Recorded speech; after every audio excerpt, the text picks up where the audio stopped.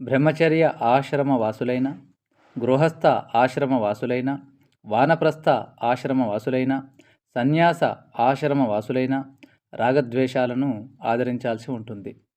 వాటిని త్యజించటానికి వీలు లేదు, ఉండదు. పై అందరూ కూడా ధర్మాన్ని, ఆత్మతత్వాన్ని ప్రేమించాల్సి ఉంటుంది మరియు అధర్మాన్ని ద్వేషించాల్సి ఉంటుంది. ఇటివారే యోగులు అనబడతారు. యోగులు వ్యక్తుల యొక్క అధర్మాన్ని మాత్రమే ఖండిస్తారు, ద్వేషాన్ని ద్వేషిస్తారు తప్ప వ్యక్తులను కాదు. యోగుల యొక్క కోపమైన, ద్వేషమైన తల్లి పిల్లవాడిని దండించిన రీతిలో ఉంటుంది తప్ప మరో విధంగా ఉండరాదు. అందుకే పై విధానంలో ఎవరు క్షమాగుణం కలిగి ఉంటారో వారందరూ కూడా యోగులు అనబడతారు. క్షమ అనేది వెంటనే శిక్షించడానికి ఉపక్రమించదు. మొదట చెబితే మారుతాడా, తిడితే మారుతాడా, లేదా తంతే మారుతాడా అని ఆలోచిస్తుంది.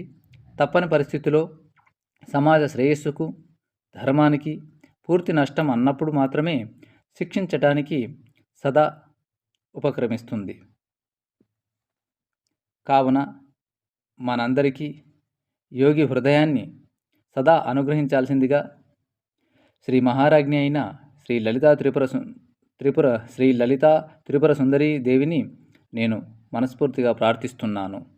ఓం శ్రీ మాత్రే నమః. ఓం శ్రీ మాత్రే నమః. ఓం శ్రీ మాత్రే నమః.